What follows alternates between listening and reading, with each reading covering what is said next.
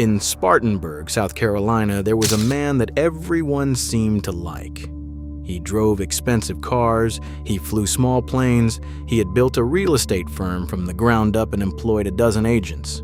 He was known as a top seller, a hard worker, a guy who got things done. Nobody who worked with him, bought houses through him, or shook his hand at award ceremonies had any idea that he was also one of the most prolific killers in the history of South Carolina, and that the evidence had been sitting in his Amazon review history the whole time. His name was Todd Kohlhepp, and this is what was actually going on behind the professional smile.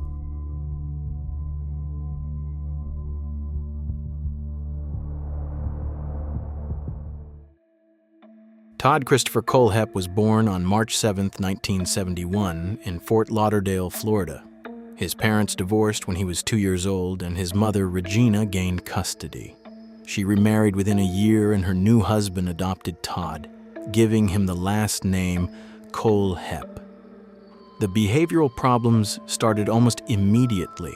His nursery school teachers flagged him as dangerously aggressive and not just difficult, but the kind of child who deliberately destroyed other kids' belongings and reacted to routine situations with explosive, disproportionate fury. His father would later say the only emotion his son seemed capable of was rage.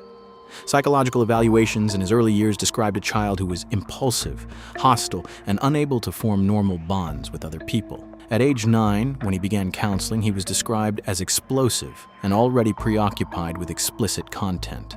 His probation officer would later write in court papers that Kohlhepp felt the world owed him something.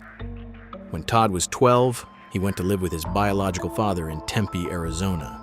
His father had a hobby of collecting weapons and taught Todd to blow things up and make bombs. The relationship deteriorated quickly, as his father was focused on a string of girlfriends while Todd felt abandoned, and his mother kept making excuses to extend his stay rather than bring him home. It was in Tempe, on November 25, 1986, that 15-year-old Todd Kohlhepp kidnapped a 14-year-old neighbor named Christy Granado. He threatened her with a .22 caliber revolver, brought her back to his house and assaulted her. Afterward, he walked her home and told her he would kill her entire family if she said a word. She reported it anyway. Kohlhepp was charged with kidnapping, assault, and committing a dangerous crime against children. He pleaded guilty to the kidnapping charge in 1987, and the other 2 charges were dropped as part of the deal.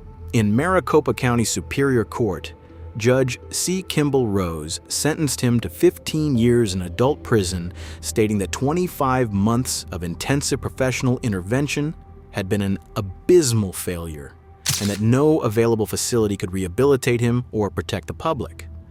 The judge cited Todd's obsession with explicit content at a young age, and that his actions proved that he had not changed. A neighbor in the area described Kohlhepp simply as a devil on a chain. Kohlhepp was also ordered to register as an offender for life. Kohlhepp served 14 years and was paroled in August 2001 at age 30. While in prison, he earned a bachelor's degree in computer science. He moved to Spartanburg, South Carolina, where his mother was living, and started rebuilding. He got his first driver's license. He lied about his felony conviction on every job application he filled out. He enrolled at Greenville Technical College and later transferred to the University of South Carolina Upstate, where he graduated in 2008 with a degree in business administration and marketing. He obtained a private pilot's license. He began buying land, including nearly 100 acres of fenced private farmland outside Woodruff that he purchased in 2014 for just over $300,000. And in June 2006, despite being a registered offender, he obtained a real estate license by lying about his felony on the application. He described it, when asked, as a minor misunderstanding from his youth. He built a firm that eventually employed a dozen agents and became a top-selling agent in the Carolina region. To anyone that knew him, it seemed like he was a success story. But something darker was lurking within Kohlhepp's mind, and deep down he hadn't changed. On November 6th, 2003, just over 2 years after his release from prison, Kohlhepp walked into a motorcycle shop called Superbike Motorsports in Chesney, South Carolina, carrying a gun fitted with a homemade silencer. Superbike was a popular and successful local dealership, and Kohlhepp had apparently been a disgruntled customer. According to his own confession, employees had laughed at him when he tried to return a motorcycle. According to his mother, the confrontation had humiliated him deeply. Whatever the exact trigger, on that Thursday afternoon in November, Kohlhepp entered the building and proceeded to open fire. He shot and killed 4 people: 30-year-old Scott Ponder, who owned the shop, Scott's 52-year-old mother, Beverly Guy, who worked the books, 29-year-old Brian Lucas, the shop manager, and 26-year-old Chris Sherbert, a mechanic. Then he walked out, got in his car, and drove away. He later told investigators almost cheerfully, "I cleared that building in under 30 seconds. I'm sorry, but you guys would have been proud." He also compared it to a video game. Scott Ponder had opened Superbike Motorsports just 2 years earlier with his best friend Brian Lucas. His mother, Beverly, liked to spend her days there, helping out, just being close to her son. Chris Sherbert was the newest hire, still learning the job. They were 4 people who went to work on an ordinary Thursday afternoon and never came home. Scott left behind a wife named Melissa and a young son named Scotty. Years after the murders, still without answers, Melissa told reporters she would never give up in trying to find who did it. The Superbike murders baffled investigators for 13 years. There were no fingerprints. The silencer had muffled the shots so effectively that no one outside the building heard anything. Over the years, investigators tested 27 confiscated guns to try to match them to casings found at the scene, and even sent the casings to England to see if new forensic technology could pull prints that American labs had missed. Nothing worked. At some point, investigators even treated Melissa as a suspect, but the case eventually went completely cold. Back in Spartanburg, Todd Kohlhepp kept building his real estate empire, buying more land and collecting 5-star reviews on Zillow. He also kept posting Amazon product reviews for tools and survival gear that, in hindsight, read as exactly what they were. For a small folding shovel, he wrote that you should keep it in the car for when you have to hide the bodies, and you left the full-size shovel at home. In a review for a padlock, he wrote that he had 5 on a shipping container, and that it won't stop them but will slow them down till they are too old to care. It wasn't clear what he meant by the word "them." In a review for a chainsaw, he wrote that it works excellently, and that getting a neighbor to stand still while chasing him with it is hard enough without having an easy-to-use chainsaw. Nobody flagged the reviews as suspicious or indicative of anything, despite the fact that he had even reviewed a knife, saying that he hadn't stabbed anyone yet, but that if he did, it would be with a quality tool like the knife he was reviewing. In December 2015, Kohlhepp hired a married couple, 29-year-old Johnny Joe Coxey and his 25-year-old wife Megan Lee McCraw Coxey, to do work on his Woodruff property. Megan's mother had posted her bail just days before so she could take the job. However, the job would end in tragedy. Johnny was shot and killed on December 19, 2015. Megan was held captive for several days before being shot in the head around Christmas Day. Kohlhepp buried them both on the property. Their families reported them missing on December 22, 2015. The case went nowhere for months because nobody knew where to look. It would be nearly a year before anyone found them. Kayla Brown was 30 years old and lived in Anderson, South Carolina.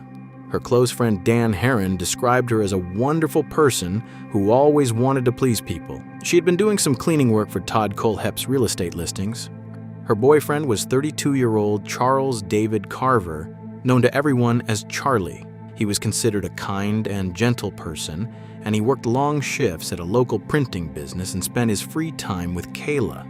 On August 31st, 2016, Kayla and Charlie drove out to Kohlhepp's property in Woodruff to help clear some underbrush. It was work Kayla had done for him before, and so there was no reason to be suspicious.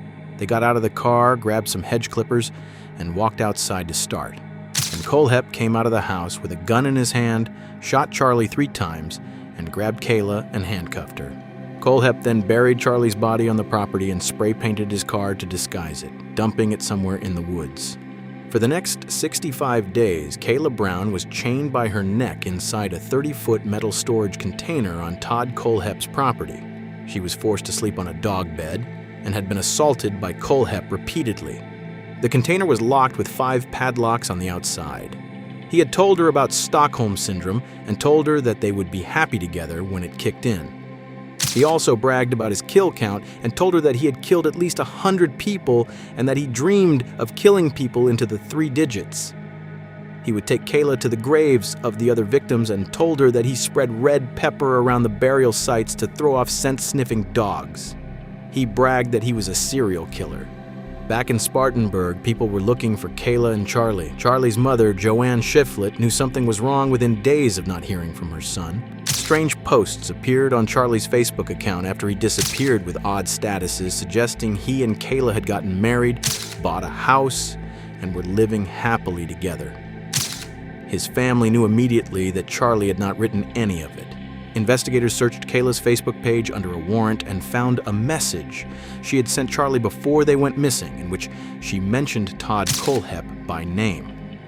Cell phone records placed both their last known pings near a property registered to Kohlhepp. On November 3, 2016, Sheriff Chuck Wright and his deputies drove to the Woodruff property with a search warrant. They heard noises coming from inside the storage container. They cut through the 5 locks, opened the heavy metal door, and walked inside to find Kayla Brown.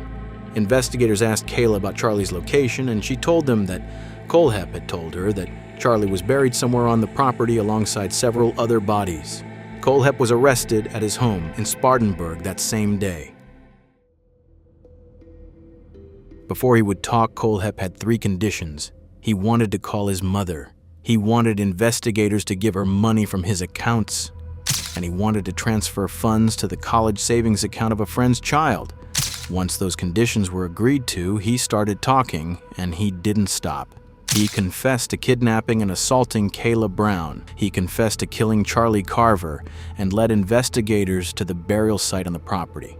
He led them to the graves of Johnny and Megan Coxey, identified through their distinctive tattoos, missing since December 2015. And then he confessed to something that had been haunting South Carolina law enforcement for 13 years, the Superbike murders. He described the layout of the building. He described the silencer. He told investigators that he had fired final shots into the foreheads of the victims to make sure they were dead. He had mentioned details that had never been made public, details only the killer could know. Investigators confirmed every single one. Scott Ponder's widow, Melissa, who had spent 13 years pushing for answers and had even been treated as a suspect herself, finally had her truth. The Superbike case was solved in a single afternoon. I cleared it in under 30 seconds. You what now? I cleared that building in under 30 seconds. You guys would have been proud. Because I took Kayla for a walk without her handcuffs or leg chains. Took her for a walk around the property one day. So you pulled out the Beretta, and what happened? Shot the mechanic twice. I didn't know what to do with it, man. One side I really wanted to drop her. The next side I kind of wanted to save her ass. I will tell you that once I was engaged. Okay. So it's like at that point it's almost like a video game. On May 26, 2017, Todd Kohlhepp pleaded guilty to 7 counts of murder, 2 counts of kidnapping, and 1 count of criminal assault. He was sentenced to 7 consecutive life sentences without the possibility of parole, plus an additional 60 years. He showed no remorse in court.